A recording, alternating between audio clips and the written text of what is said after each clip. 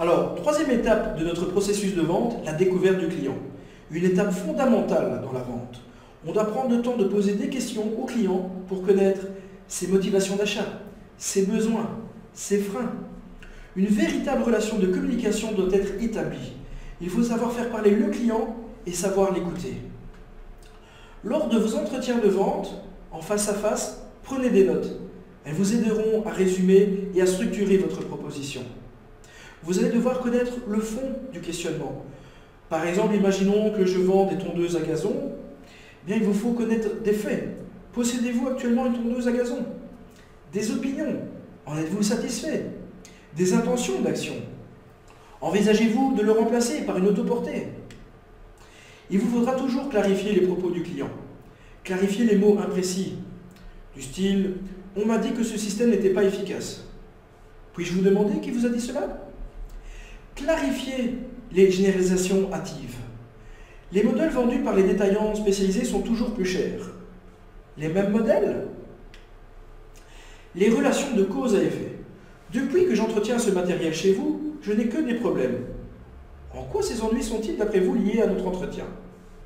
Les contraintes. Il faut que vous prépariez ma robe pour demain. Que se passerait-il si elle n'était pas prête à cette date? Vous allez devoir identifier les motivations principales du client.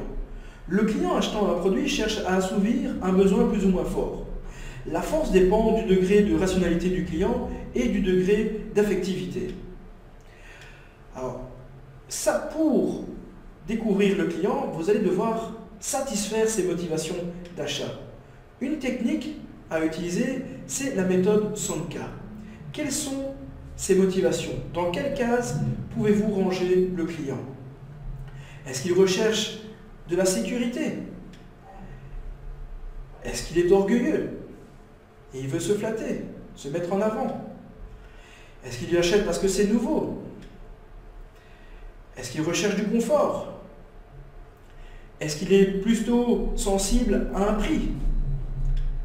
Et dernièrement, est-ce comme sympathie et séduction?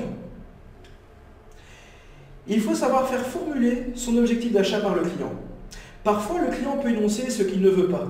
Il faut alors l'aider à formuler la demande en termes positifs. Vous devez toujours écouter votre client et utiliser des silences pour lui permettre de développer ses idées.